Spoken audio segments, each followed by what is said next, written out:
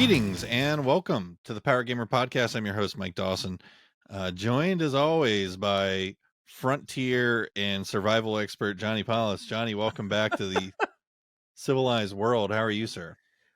Great. We did some camping. There's a Navy campground, and the brother-in-law's got the government hookup.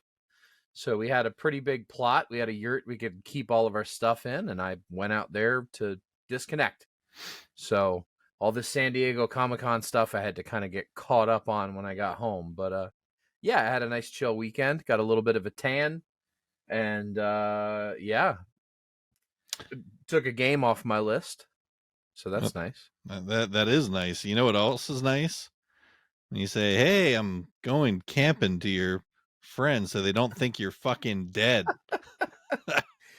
I was sitting down here last night, and I'm thinking to myself, I'm like, man, I haven't heard a word, nothing from Johnny. He's not streaming. But I mean, I don't see anything. My Twitch regulars knew. I mean, I've been telling chat that I was gonna be out for a few days. I guess you just weren't there the couple times I said that. You know that I thought he might be dead. I mean, you could have just texted. I mean, I did have my phone. Well, I didn't think of it till last night, and you don't really want to say to someone, literally, meaning, are you actually alive? So I figured, I was chilling.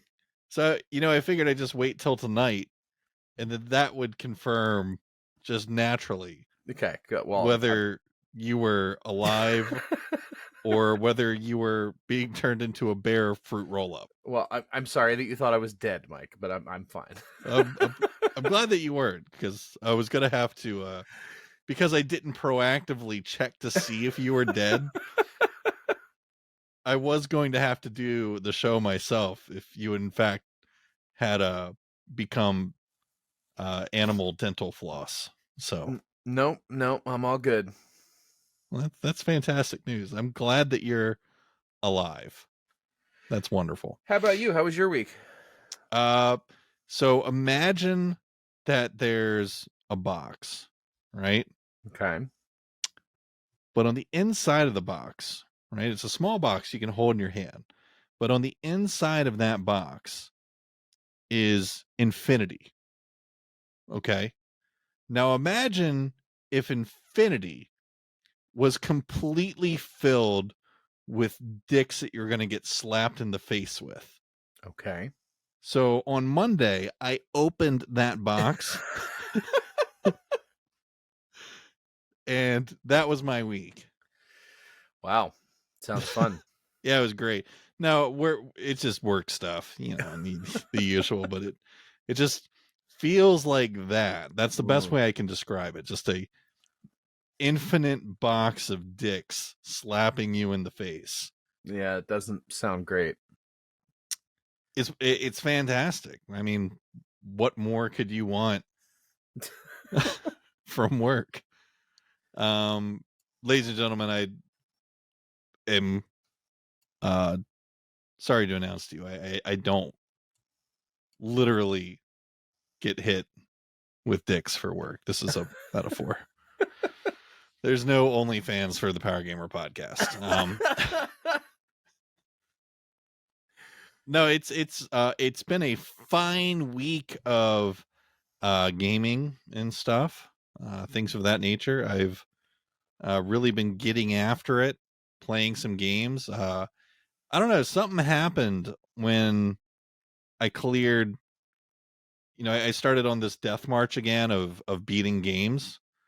And when was it that it started to click for me again? I guess, was it around the time I completed Jedi Survivor? And I've just been on an absolute fucking tear since then. Yep. Because it was after Harvestella. Harvestella had me in a rut. And then I finally beat it. That was the longest 50 hours of my life. Yep. And then since Harvestella, I've put down Star Wars Jedi Survivor, Redfall, Tears of the Kingdom, Octopath Traveler 2, and Fire Emblem Three Houses, which I'm going to talk about a little bit here in a sec. So, and that brings me to 26 games that I've beat so far this year. So, a little behind last year, but I've got time to turn it around. And I'm on fire right now. So, I see that. Indeed.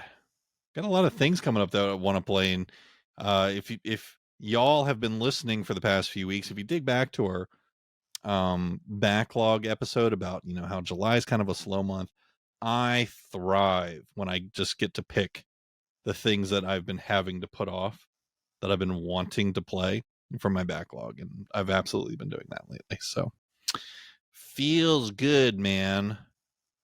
A lot of action on my Switch lately.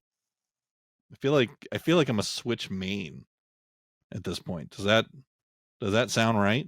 Am I a Switch main, I guess? Lately, that's definitely been the case, yeah. Good old Nintendo, the stinky Switch, man. I'm all about it. Ladies and gentlemen, welcome in. This is episode 126 of your Power Gamer podcast.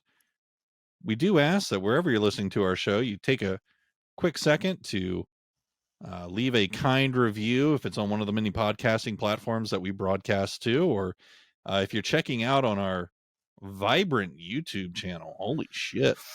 YouTube's been popping off. I guess people having to see us isn't a deterrent. Now, I do think one guy referred to me as the old guy because I have a lot of graying Awesome. in my beard, right? Oh, that's so good. I can't confirm that, but I feel like, because some guy Oh, that's great. in our comments was like the older guy, and I'm like, Johnny is so fucking much older than me. I don't dye any of this. This is all natural, baby. Yeah, this is this is what a life of commission sales does, and teenagers. That's what hasn't happened yet. You haven't had the teenage experience yet. That's true. I don't have the teenagers. So no, my family just goes gray incredibly early, and I do not give a fuck. So many other Dawsons have dyed the grayness. But I have just embraced being a silver fox early. Yeah, no, I'm looking forward to going gray. It just hasn't happened at all yet. I'll see like a little stray gray hair here and there every once in a while in the beard. That's about it. Yeah. And what was I saying? Oh yeah, like our fucking page. Yeah. Our videos, or subscribe or something. Thumbs up, follow. You hooligans. You absolute hooligans. I can see exactly how many of you swashbuckling listeners out there are checking out our show and undeniably enjoying it, because this is the greatest video game podcast of all time. Clearly. But something hasn't happened yet in our relationship together. And I'm trying to take that relationship to the next step. So if you could, just don't smash that like button. Gently caress it. Gently caress that that's like right. button. And whisper sweet nothings as you do so. Hit the subscribe while you're at it too. If you're on YouTube, obviously those features aren't there where 90% of you listen to us. So I digress. Welcome into episode 126 of the Power Gamer podcast. We have much to discuss this week. We're going to start off by first discussing the games that we've been playing. Johnny, you pick. Who's first? I'll go first. Take it away, sir. I beat Chained Echoes. I did it. Finally. I done did it. This is the saga. This was a saga. And if you remember, like, my first rant about this game, I like roasted this game. This game had me so fucking angry. And I've now come around full circle and rolled credits, and I'm happy to say that this game is an 8.6. It is a very well-made love letter to the old school Chrono Trigger Super Nintendo. This is the most Mike Dawson-y JRPG I've ever played. Mike, you're going to love this game. You're probably even going to be a big enough sadist to like play it on hard. The game is really, really, really good. The story is great. The characters are wonderful. And there's a very big twist reveal thing that certainly not going to spoil, that I did not see coming. Came later on in the story, and overall, I'm very, very happy with the game, and it's especially impressive that it's mostly developed by one guy. So shout out to Matthias Linda for doing the vast majority of this. I mean, you watch the credits, and it's like it's his name a whole bunch, and then another guy helped out with art direction, or this guy did the score. I mean, but like this guy made most of the game pretty much on his own. It's pretty wild. And yeah, it's just it's a gorgeous Super Nintendo era pixel JRPG, and it's really fucking hard. And mentally prepare for that. You can go into the difficulty settings and turn it down, but anybody that listened to last week's episode knows that I felt the next setting down made it too easy. So I kept kind of feathering that pedal. I would if I got to a boss that was really, really hard and I tried 5-6 times and I couldn't get through it, I would bump that difficulty down, finish the boss fight, and then bump it right back up, because if I kept it down, the game became too easy. But yeah, I'm going to give this game an 8.6. Strong recommend. And I do think that if you are an old school JRPG fan of that era of games, I think it's probably going to be higher rated for you. I think 8.6 is me, being frustrated with certain aspects of it, and especially the difficulty. Whereas I think other people are going to play that game and say, what the hell is his problem? Get good, scrub. But I loved the game. Loved it. Strong recommend. Also, have been playing some more Star Wars Jedi Survivor, which we were talking about before we started up here. I gotta say something before you bounce. Go ahead. On your Chained Echoes, because you're talking about the guy who made the game. Mm-hmm. I remember that fateful day when you tweeted him in anger. I did. And I know that you've since, I think, reached out and apologized, although he may have never seen it. He probably didn't. Or maybe he did, and he was contemplating ending his life until one day he finally received that nice apology tweet. Until I tweeted my final review score like 3 months after I made the angry tweet. He's just been waiting anxiously for what you had to say about. He's tuning into the YouTube every week, and it's like games we've been playing. He's like, another week he didn't touch Chained Echoes. Jesus. Like, I really was questioning whether I was going to go back to this game. I really was that frustrated with it. And but I'm proud of you. I'm proud of you for putting on your big boy pants and it was quite a bitch, through that one. It's a great game. Not to completely derail things, I just sent you a link. Yeah. This is, for me at least, breaking news. Okay. It's breaking for me. Ooh. Oh, damn. All right. It's breaking for me. What? So I always buy the Hallmark Christmas tree ornaments. Yeah. When they're like Nintendo themed and stuff. So like I've got a cool Super Nintendo, a bunch of Mario characters. Yeah, they just put out fucking Samus. Yeah, that's pretty dope. And it's on sale if you pre-order it on Amazon. So for all of our Metroid nerds, you're welcome. I'm sorry, go ahead.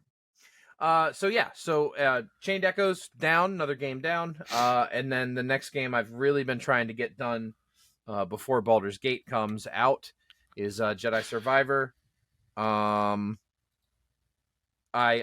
beat the incredible boss Rick the Door Technician. Anybody that's played the game might remember that moment. I laughed really hard when that happened.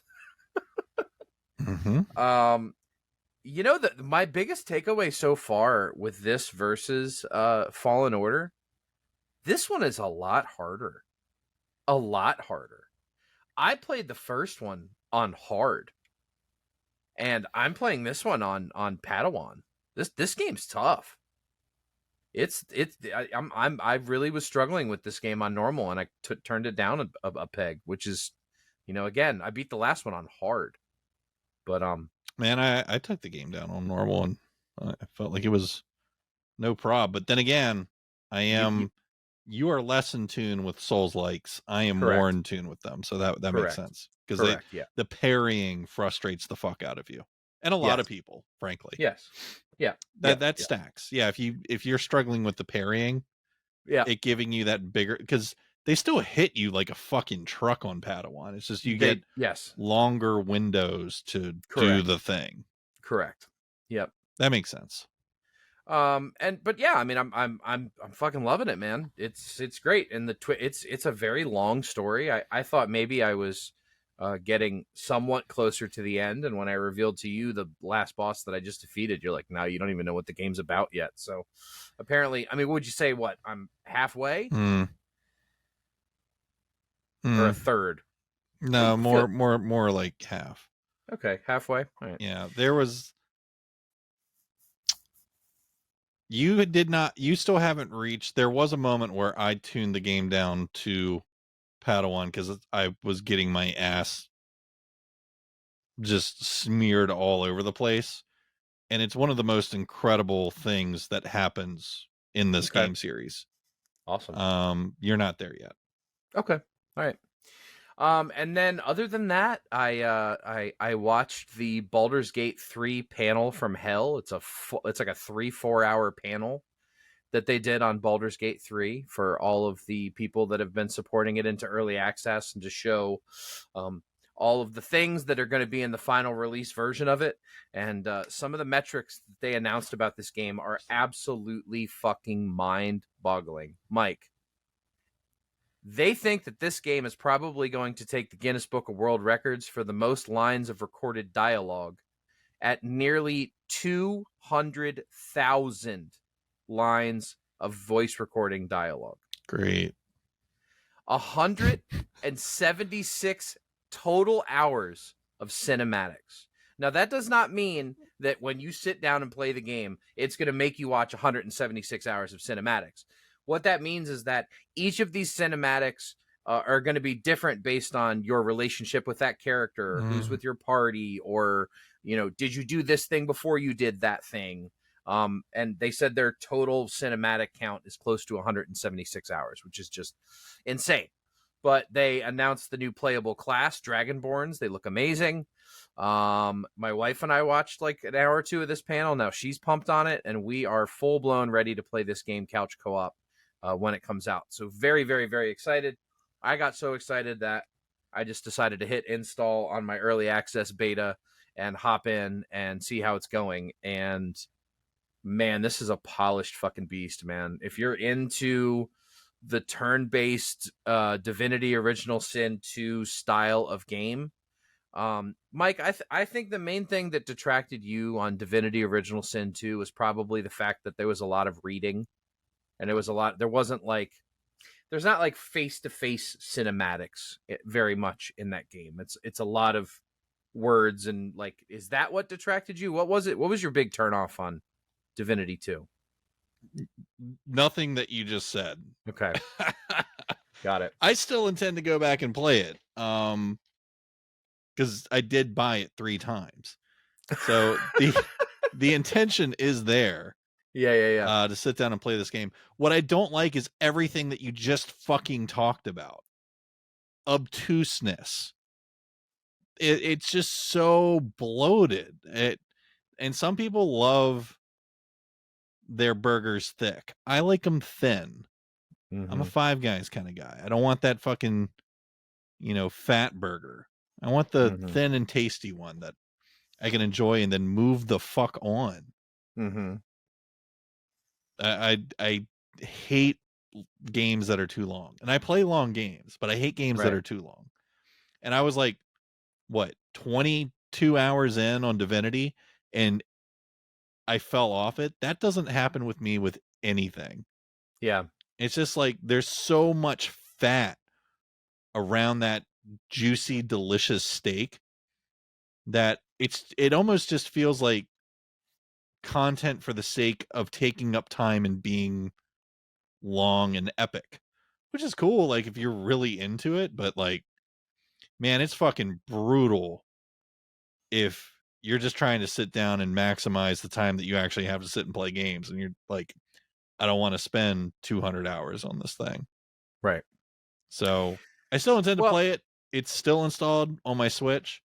And I think Mm-hmm. when I do play it, I'm just going to say fuck off Steam altogether, because I was trying to take advantage of their Steam Switch integration, but the two versions are so fucking different. It just doesn't make sense. You kind of, I think, just need to be committed to one Yeah. or another. So I'm just going to commit to where I like to play the most, and even though it's not as nice a version, Yeah. and just deal with it. Got it.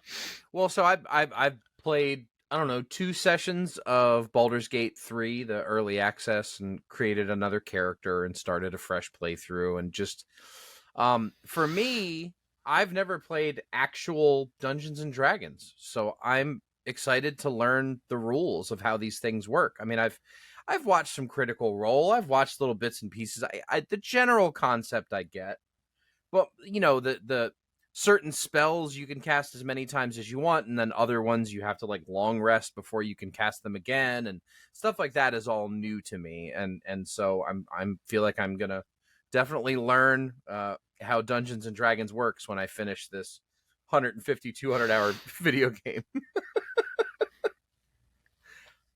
So long. I can't fucking wait. I cannot wait. I'm like It counting looks the it looks days. I great, can't wait. but yeah, it's just daunting. It is daunting. It is a big undertaking. But I mean, like I said, I'm going to co-op it with the missus. I love Divinity Original Sin 2 so much that I beat it myself, and then my wife and I beat it again. So I've beaten that entire game twice. It's probably about 100 hours. Mm-hmm. Yeah, it's big. All right, I'll take over. What have I been playing this week? Speaking of big ass games, Fire Emblem Three Houses is not one of them. This game has a reputation for being really big and really long. I cleared it in 35 hours. And I do tend to clear JRPGs quickly, because I kind of know what to do with them. There's no learning curve. I'm right off the bat figuring out how I can break the game and become a god amongst men, because that's what I prefer to have happen in a JRPG, rather than, be under leveled and being punished the entire time. I'd rather just be all powerful and dominant. So very easy to do that in Fire Emblem Three Houses. Now, for those looking for a challenge, right? Fire Emblem has something for you. For those that have Johnny Paulus playing a CRPG free time in their lives, Fire Emblem has something for you. Because when you're playing Fire Emblem, you do have a choice between playing the game in a mode that's called casual or normal, I think it is. Anyway, the normal game mode on it, when one of the characters in your party dies, and they're not like XCOM characters, like they're main fucking characters in the game, they are dead. Wow. But I was reading a lot online about this and trying to figure out how integral this was to the game experience. Because the game's reviewed very well. It's been out for a few years. And I've just not had time to get to it until now. So what is Fire Emblem Three Houses, for those that don't know? Fire Emblem Three Houses is a tactical turn-based role-playing game, but it's a JRPG. Your gameplay loop is like most tactical games. There's no real overworld that you're navigating. Rather, the game between missions home bases you in a monastery, where you're a teacher and learning about, your inevitable JRPG superpowers, while being a professor to a group of student combatants. That's the core of the game. You get one big choice at the start of the game, and that's what house you want to work with. There's 3 houses, as the name implies. And the story kind of goes from there. So yeah, if you play the game in its regular mode, somebody dies in battle, that's it for them. They're dead. Now, there is a gameplay mechanic that allows you to rewind time, but you can only do it a certain amount of times throughout the entire game. So you do get a couple mulligan buttons. What I found reading about this game online when I was deciding how I wanted to tackle it was that most people who have played it in its normal mode did not respect the outcome that the game provided them. That would just cause them to reload the level or reload their last save and try again. Right. And I said, okay, that's fine, but it doesn't sound like it's a mechanic in the game then that anybody actually likes. Like I'm sure Right. there's some hardcore sim Right. playing people.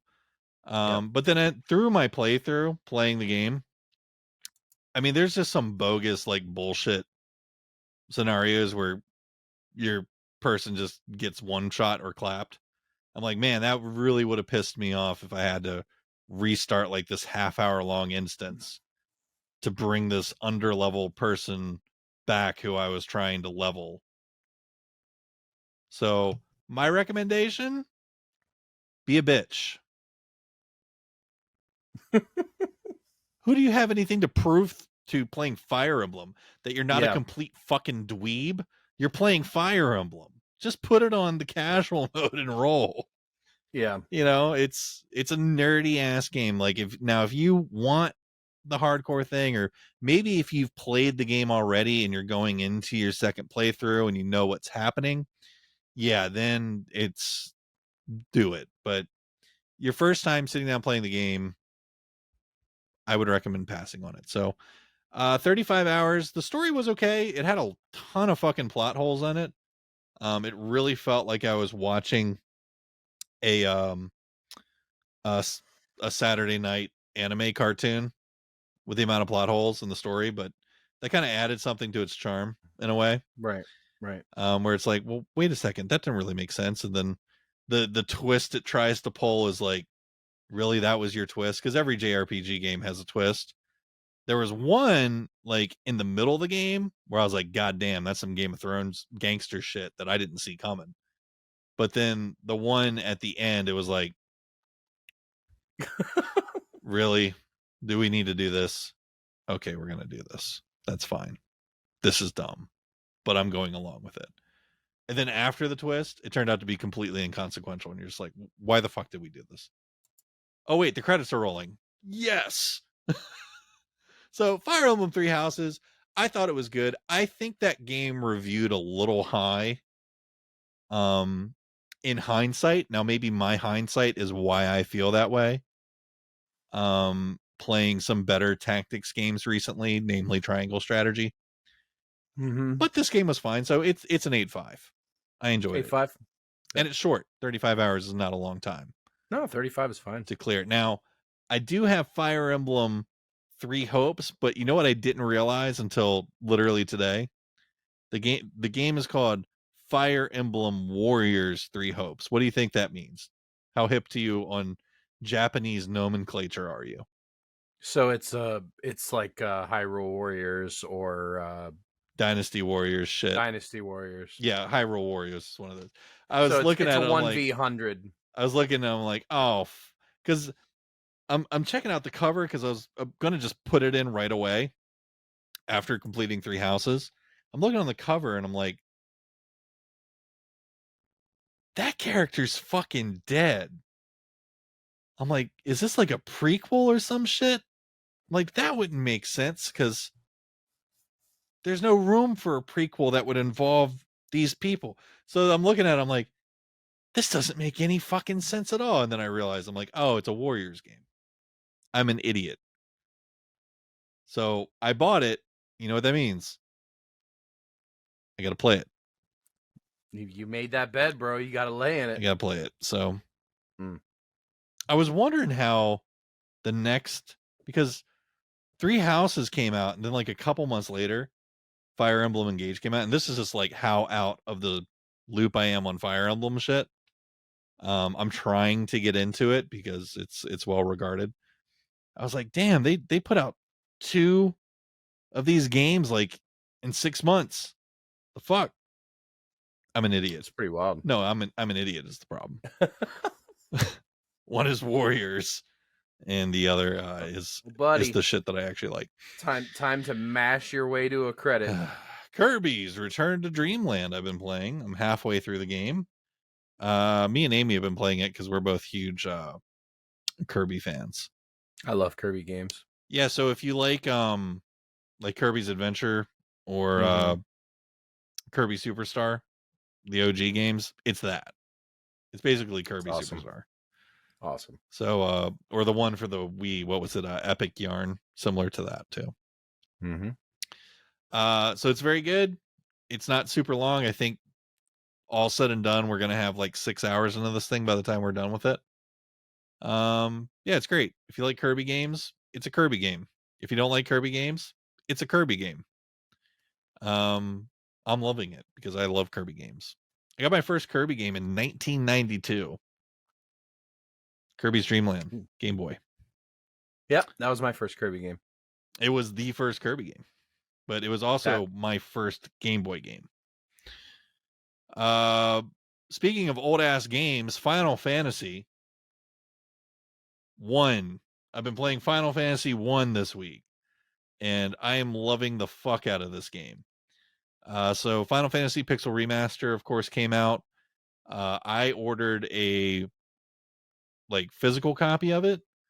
Now, Square was playing these weird games where you had to go to the Square official website and order the game there. And they kept having these short windows where you could actually place the order instead of just having it open to where, I don't know, you could fucking order their game. It's not like this is the best selling game on the planet Earth or that Square doesn't know how to deal with game sales like this, but they're intentionally creating a buzz around the physical copies. Yep. Well, PlayAsia said, fuck you, Squaresoft. Not really, because they got the game from Squaresoft, but there's the Japanese cut of it, which has full English support. And the Switch, of course, is a non-region locked anything console. So I bought that from PlayAsia, and here's what's wild. Okay. The physical copy that we didn't have to play games for here in the United States is so much nicer than the one that people got here. Like when you open up the case on my version, it has this beautiful print of all the pixeled characters from all of the Final Fantasy games on the inside. It looks awesome. You know what you get when you open up your US case? The cartridge. Yeah, it's blank. There's nothing there, just the chip. No art, no nothing. You know, the whole reason why you buy physical is because you want something to hold and look at. Mine has that. Actual North American version does not. So mine may be the more valuable version in the future, because how many people went and bought it from PlayAsia? Yep. Gotta be smart, guys. So it's fantastic. The first Final Fantasy game is not super long, so I think I'm already halfway through it at about 6 hours in. So I think it's like a 12-hour game. It's not long. Okay, cool. Next up, I'm still going. More games. Remnant from the Ashes. So I've been seeing a lot of the big Twitch streamers streaming Remnant 2 because they're giving away early access keys to help promote the game. And guess what? It's fucking working, because I'm interested in that game now. Remnant 2 is also reviewing fantastically. It's considered a huge upgrade over the first game, and that many of the problems from the first game were addressed. But everything I saw about the first game always said that the first game is good. So I was like, you know what? I think that I have this game. And lo and behold, in March of last year on PlayStation Plus, or what then was it just PlayStation Plus back then? Yeah, it was PlayStation Plus. It was the free game in March. And I always go and add the free games each month because you get to keep them bitches forever. So long as you keep your subscription to PlayStation active. But you wouldn't have a PlayStation if you weren't going to do that now, would you? Because then you can't really use it. So needless to say, it was there in my library. And guess what else? It includes the update for PS5. So there's no fuckery of, well, you got That's this one good. for free. So it's really just the PS4 version, like they did with Final Fantasy VII Remake. Yep. No, not with Remnant. So it's the full PS5 version. Was just sitting there chilling. I'm like, you Awesome. know what? Great. So I fired it up, and I like it, but it is a bit of a Mm-hmm. hot mess, that game. Mm-hmm. Within the first hour, I had a completely game break bug experience. I'm like, oh, this is cool. Right when you get to the first crystal to warp out of the base, and there's no other way out of the base other than this crystal. Yeah, it wouldn't populate the location that I needed to warp to. So I was just stuck in the base, and I'm like, I'm only 60 minutes in. Do I need to crack open a walkthrough? Like, am I missing something here? I'm like, I'm cracking open a walkthrough. And then I'm like, man, I okay, so probably like 20 times I walk up to the crystal and touch it. I'm like, and this time is gonna work. And this time is gonna work. And it it didn't um at first. So I reset my console like 2 times and then it worked. Oh God. I was like, fuck yeah, I got out of the base. And then I got out of the base and I'm like, I don't feel like playing this anymore right now. So I kind of put it Mm-hmm. down. But the first hour I played of it was good. I don't know. I don't know how well the game's gonna play solo. You know, it seems kind of like it's designed to be co-opted in like an online lobby, which I hate that fucking shit. I got burnt out on that real bad from Destiny. Mm-hmm. Um, yeah. So I don't know. I don't know if I'm gonna beat that game or not. Maybe. I mean, we talked about this when they had the trailer for Remnant 2, and then I just it wasn't that I disliked it. Again, I thought the game was fun. I thought it was tight. I thought it felt good to play. You know, it ran really well, but it's ultimately just a genre of video games I don't really go Yeah, I after. feel like That's if it all it was is. an actual Souls game, that Yeah. I'd probably be really into it. But this whole it's the Outriders Souls like, I'm like, Mm-hmm. that's the part I don't like. Yeah. So Same. it might be a maybe not, but we'll see. Finally, Evil West went on sale at Best Buy for $29. And Hell I yeah. said, hold no more. Let me buy Evil West. And so me and Grumpy both got copies. We've just been playing the whole thing co-op, and it's fine. Yep. It's exactly how I felt about it. It's just fine. Mm-hmm. That game. It's really, you just beat the ever living fuck out of everything in front of you. Yep. So there's a lot of R1 mashing, and things die. Yep. So Yeah, I mean, when I rolled credits on this, I think one of the main things I said about it is you know, you nailed it. It's fine. It's fine. It's not wonderful. It's not. There's no like. I don't it's know. pretty. It's pretty. It runs great. Yeah. It is very repetitive. I mean, you really just beat the living piss out of. Yeah. It's like, hey, there's another werewolf. Let me go beat the brakes off him real quick. And Now, one thing I didn't mention in my original review of the game that I think we could bring up now, I do like the fact that you're consistently getting new abilities, like the whole game. It is good at, you get a new tool in your toolbox, yeah, but every like by hour. the It's time like, I oh, get I the got new a tool, new. it's like I just want the old one now. Right. It's like, here's a crossbow. It's like, man, it feels like I'm flicking fucking paper clips at these things. Give me back the big ass repeater that sounds like I'm blowing black holes into these critters.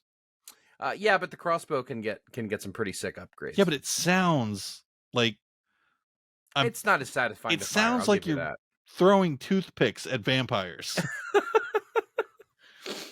And then you No, have but I'm that big ass awesome repeating rifle that sounds like, you know,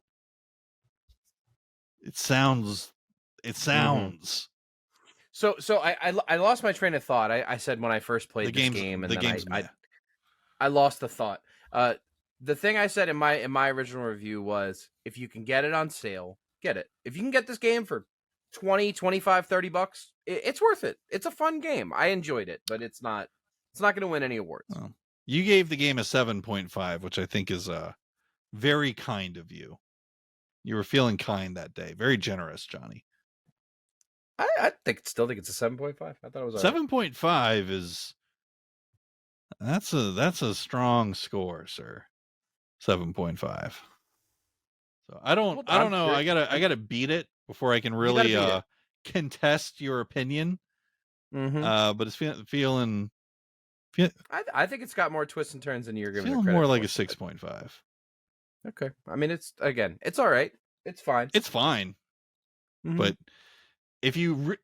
so when you get into the game, it has you beat the absolute piss out of a zombie. And if that feels like something you want to do 2,000 more times, this is the right game for you, basically. Yep. Yeah. So I'm enjoying it. It's fine. Let's move on.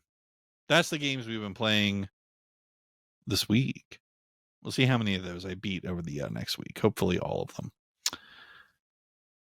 San Diego Comic-Con. The video game industry always gives us some tidbits of deliciousness when San Diego Comic-Con rolls around. This year was an exceptional year, though, for us gamers with our eyes on the San Diego Comic-Con. I'm going to break down 5 things that I saw in there that I think were noteworthy that we want to talk about. Number 1, the Borderlands movie. Gosh, it feels like forever ago the last time we talked about this. For real. The last time we talked about this, they were announcing the cast, and I want to say that was close to 2 years ago. Yeah. So the Borderlands movie, directed and written by Eli Roth. It's still on. It's coming next year. It'll arrive on August 9th, 2024.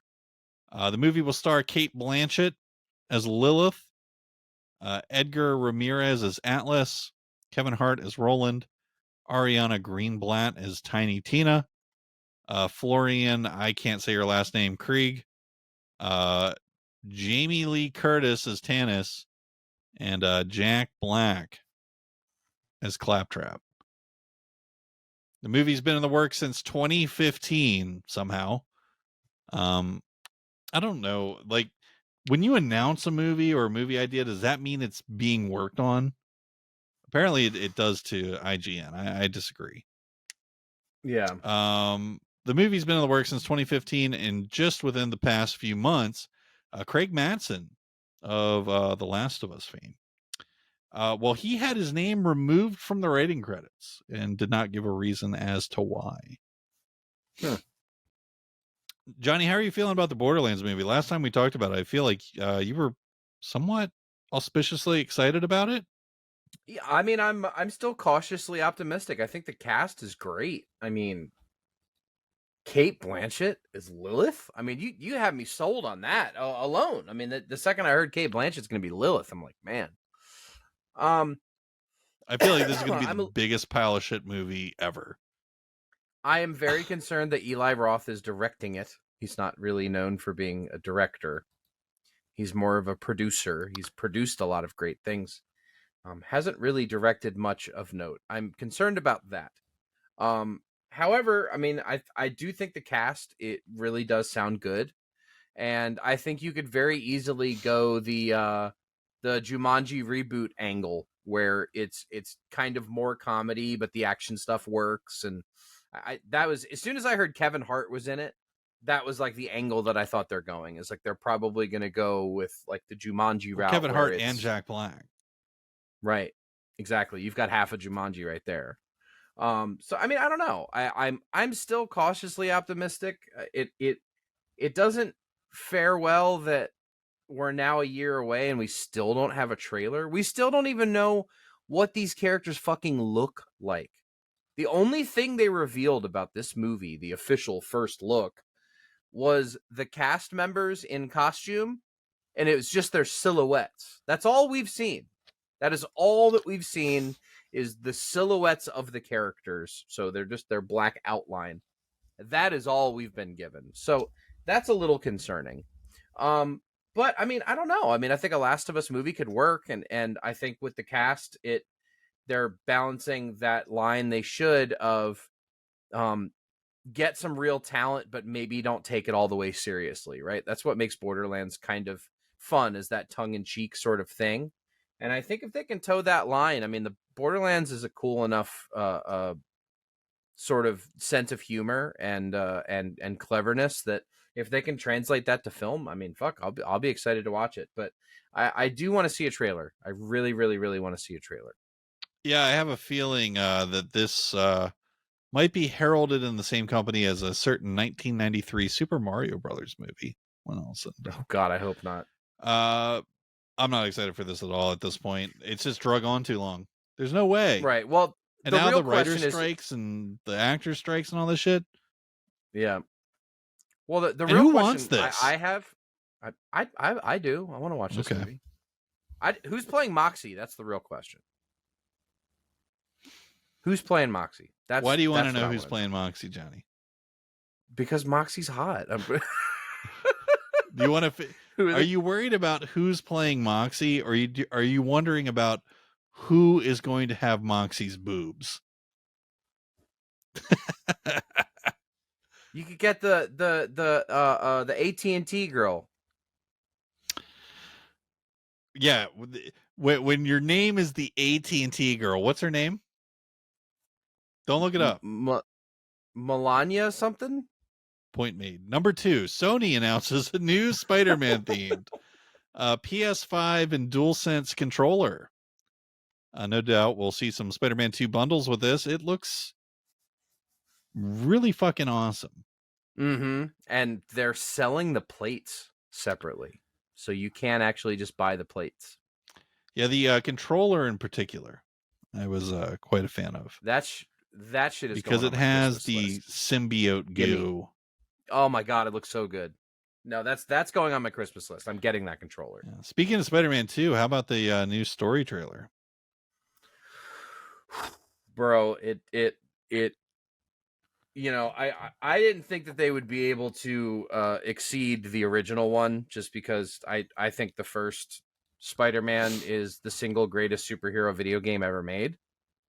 And wow, this trailer, I'm fucking beyond pumped for this game. This is gonna be this is looking like game of the year potential if it wasn't the same year that Tears of the Kingdom came out. But this is going to be a high 9 game, I think.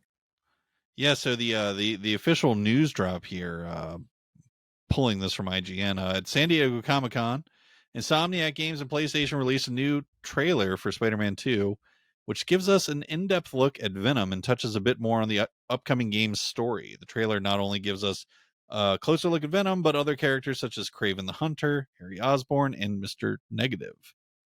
The Spider-Man 2 panel at SDCC also revealed new details about the game.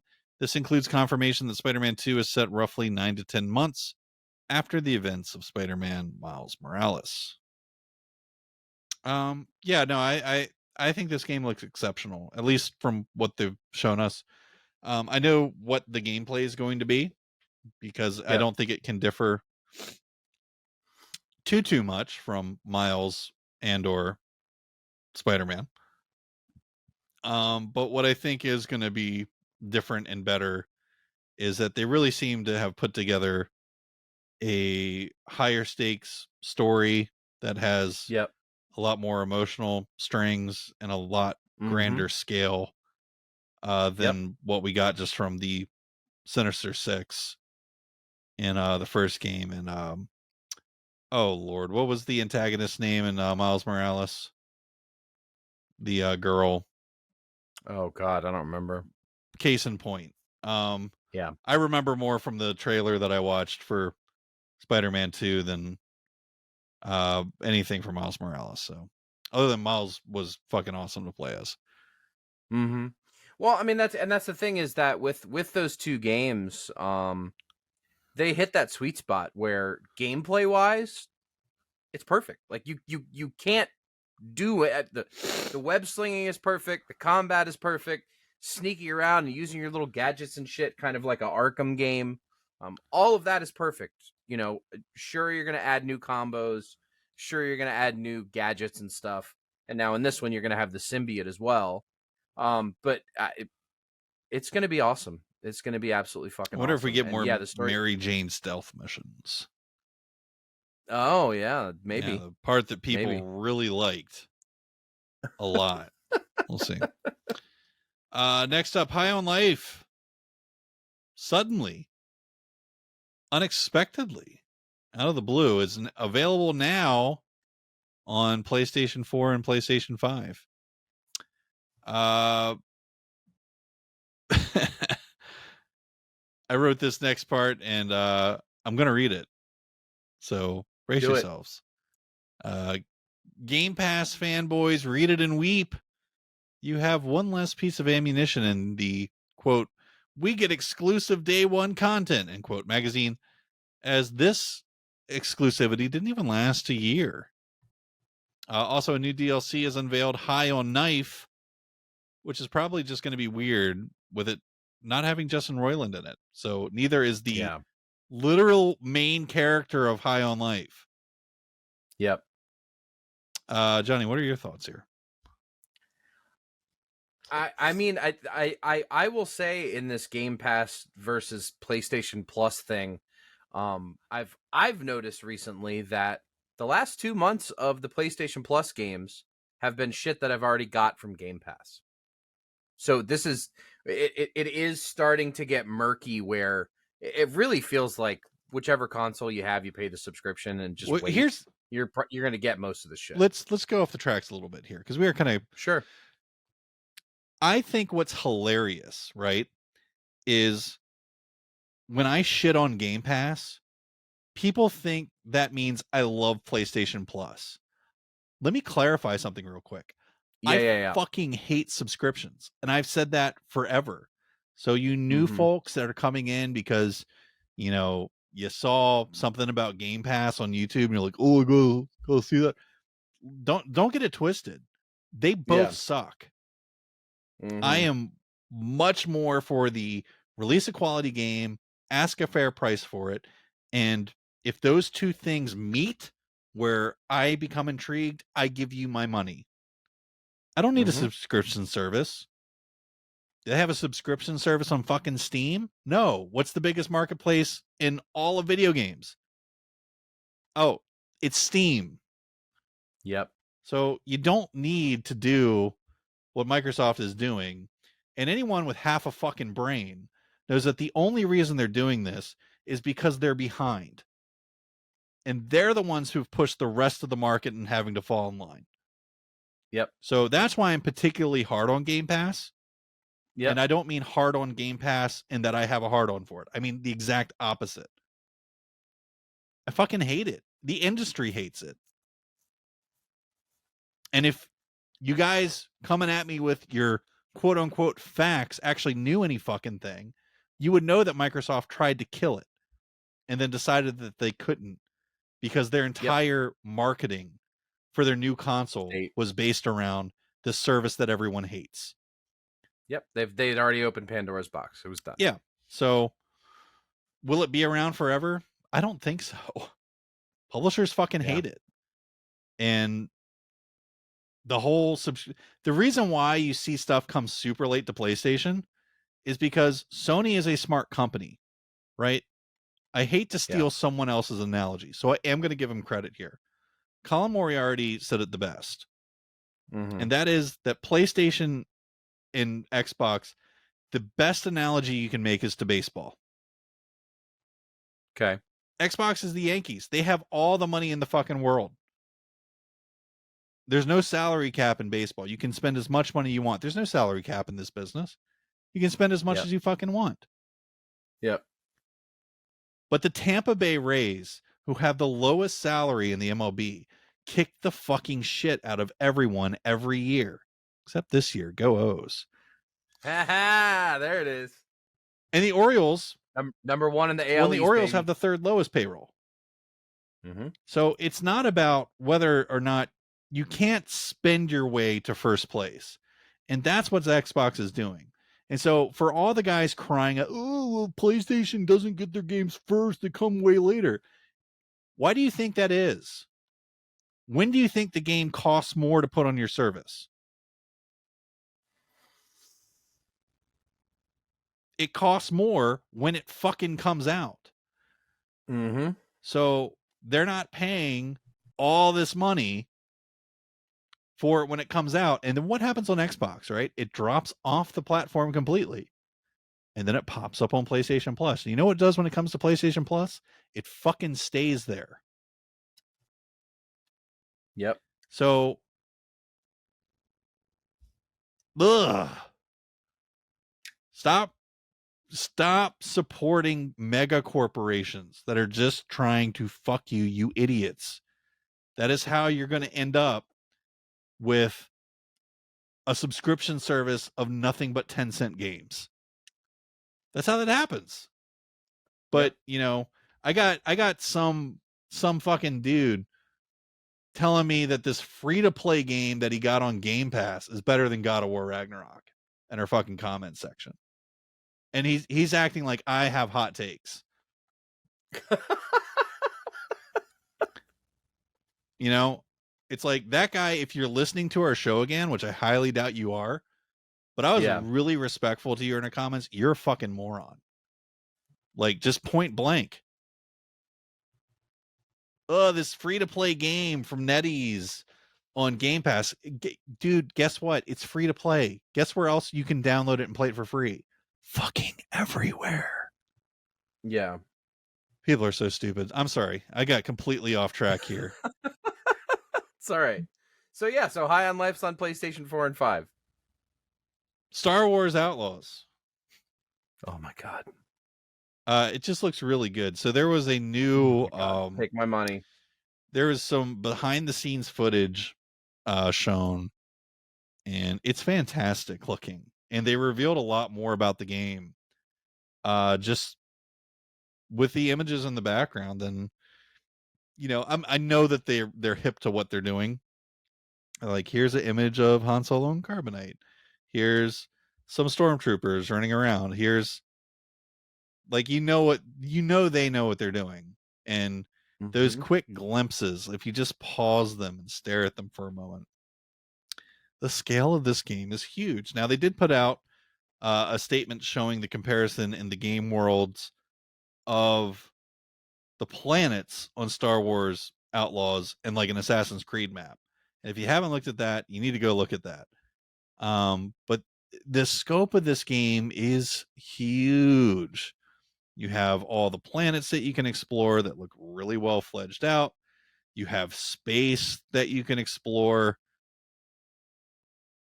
I can't wait for this game. And it also looks beautiful, especially for an Ubisoft game. Yeah. Yeah, for real. Like, what's going on with this, Johnny?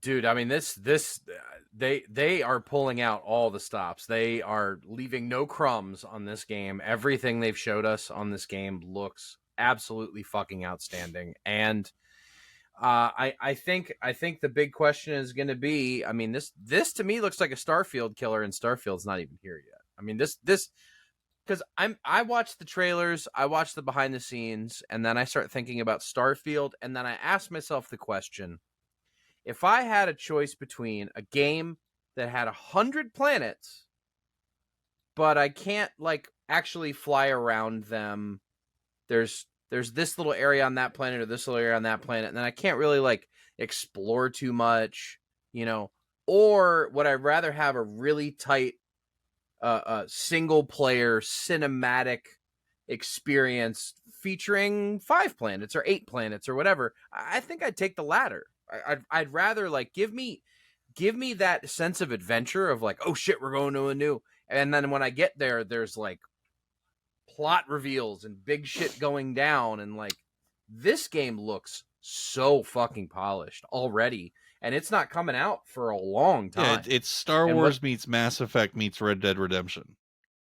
Yeah, totally, totally, and it's the prettiest thing I've ever seen Ubisoft do ever. I mean, it looks absolutely incredible, and they're doing this while they're doing the Avatar game, which also looks incredible. How big is? They're both massive, right? Well, we could do an entire episode on Ubisoft's bloated staff because it's Yeah, almost killed the company. But right. you have to remember, Ubisoft is a publisher. So Yep. there's, gosh, what do they have? Like a dozen independent teams under their umbrella.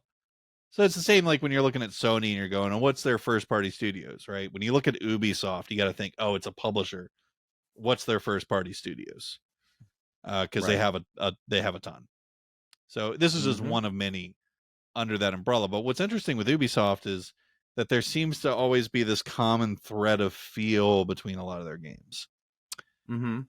And yeah, this just doesn't like it from the outside, just glancing at it, which is all we can do right now. But it looks more like if Rockstar said, "Hey, let's make a Star Wars game." I fully agree. I mean, this has that level of polish that you only really see from first party Sony and Rockstar Games and a few other, like, and like, please, I'm not shitting on Ubisoft, but like if you look at whatever a big cinematic moment in Valhalla and compare it to God of War, it's a joke. I mean, it's like God of War just absolutely blows it out of the water. This Star Wars Outlaws is hitting that level of quality and polish, in Yeah, my opinion. It just looks silly good. Cannot wait. Day one purchase. Take my money. I am all the way in. And I was already there with the first trailer, but seeing this behind the scenes and more images and more, more member berries, seeing Jabba and being able to like go to Jabba's lair and pick up a job, and Han's going to be hanging on the wall behind you while you're having that the game takes conversation. place in between Empire and Jedi. But what's Correct. cool is there's also an entirely new planet that Massive collaborated with Lucasfilm on. That's debuting in this game, and it is a planet that, as a biome, it's um, based on East Africa, and it has nonstop strong wind and red crystals in the mountainsides, and then like the main Yep. city is carved out of a giant rock. Uh, Yeah. So awesome. it's just completely new. It's like going to be a thing that exists in the actual Star Wars universe going forward. This is the Yep. Syndicate's home operating planet. Yep. That's also under Imperial control. So it looks really this. Sorry, Starfield. I don't think you're my most anticipated game anymore. Yeah. Well, and then the other thing is I think I'm glad somebody finally figured this out. Like, us Star Wars nerds that have been there since the original, we've been over here on the sidelines the entire time going, give me the scum and villainy. Give me a story where we're in the bars, we're in the alleys, we're with the thieves and the murderers and the scoundrels and the pirates and the bounty hunters, and give me that, right? And then they announced the Boba Fett show, and it's not fucking that at all. No, it's They've never given it's us seeing kids on this. scooters. Oh my god, Jesus. This is what we want. We want this is what we want. I want to go up to Jabba and take a job and then decide if I want to screw him over and make away with the money, or work with him and gain his trust to maybe fuck him over harder later on. I can't wait to play this game. It looks absolutely magnificent. Johnny, it's time for this week's final segment. That segment is, of course, called One Up. My one up this week is for you people out there, you people playing your Diablo 4. and crying and bitching and moaning about everything that's wrong and horribly broken and unfair with the game. There's an old saying for you: fool me once, Mm-hmm. fool me twice. Didn't you learn your fucking lesson from Diablo 3? It's literally the exact same thing happening again. And it's Yep. why I didn't grab Diablo 4 when it came out. Neither did I. Because Blizzard fucking sucks. They make really great, long-lasting quality games, but they're assholes. And they do asshole stuff in their games. Like crazy. The whole company since the first StarCraft game came out, they've basically just been rampant assholes since then. And everybody Mm-hmm. like talks about them from the days before, like that's who they've been for the past 20 years. No, they've been Yeah. scummy dickbags the entire 20 years. And for people to go, I can't believe that they're doing this with Diablo 4. Do you remember Diablo Immortal being announced No when all shit. anybody wanted was Diablo? Are you crazy? Yep. Well, and then when Immortal came out, there was that guy that dumped like 3-4 grand in real money in the game and didn't even get the legendary gem or whatever that he was trying to get. Like, I'm sorry, if you can spend $3,000 in a video game and that doesn't get you every single possible thing that the game can offer, then you have a scummy business practice. Like, just period. That's my one up this week. Diablo players, you need to learn. Go play Diablo 2 Resurrected. I hear that's really fantastic. Yeah, I mean, I'm just gonna buy Diablo 4 when it's $20 on sale. $30 on sale. You know what? I bet I could get this from GameFly 2 months from now, used for Man, probably 20-ish with bucks. Activision Blizzard being bought by Microsoft, it sure would be cool if it came to a little service like Not Game Pass. Oh wait, they've actually gonna said that happen. that's not going to happen. Yeah, that's So never much gonna for that happen. idea. My one up is I was going through my subscriptions that I pay every month and canceling some that I'm not getting the money out of. And a few months back, I signed up for Showtime because I really wanted to watch that new season of Dexter because I loved the original run of Dexter. I liked the concept of, what if we, roll the clock 10 years into the future and what's Dexter up to now in this, town out in the middle of nowhere, out in the woods in the cabin where we saw him at the end of the show. And I'm digging the show a lot. It picked up right where it was. It feels like Dexter is supposed to feel. And yeah, I mean it's such an interesting dynamic for the shows. Cable channels got real good at making villains that you root for, right? You got your Sopranos, you had your Dexter, you had your Breaking Bad, and this is just one of those shows where it's funny that if there were a real life serial killer doing the shit that Dexter does, you'd be horrified by it. But when you're watching the show and some new character comes along and you see some reveals on it and you're like, oh man, Dexter's gonna kill the fuck out of this guy. And I'm really digging the show. If you watched Dexter back in the day and enjoyed it, I'm sure they have like a 30-day trial thing, and you could probably just do the Showtime thing and just binge watch it. It's only 10 episodes. I think I'm 6 or 7 in, but I'm happy to report that it just feels like Dexter, which I didn't think they'd be able to pull off. So if you liked the original show, it's definitely worth checking out. Fantastic. I've got one final thought this week. And it's just What's that? looping back on me, looping back and dunking on people that had a problem with what I had to say with Game Pass. In Mm-hmm. 2022, Johnny, this is a question for you. Okay. Okay. In 2022, Okay. what was the biggest game release in terms of engagement on Game Pass last year? In terms of Yeah, engagement, so Game Pass has a Minecraft. subscription base, and the players Mm-hmm. interact with games that are put on the subscription. So, like when Halo came out, you would think Right. everyone with Game Pass played Halo. So in Yeah. 2022, last year, what Yeah. was the biggest game on Game Pass. Minecraft. And I'll give you a hint. It just got shadow dropped on PS4 and PS5 today. So High on Life was the #1 on 2022. And I think that says everything that needs to be said. Ladies and gentlemen, we will, of course, be back again next week with another great episode of the Power Gamer Podcast for you to enjoy. Until that time, I'm Mike Dawson.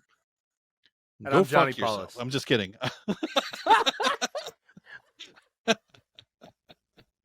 There's the new show closer every week. I love it.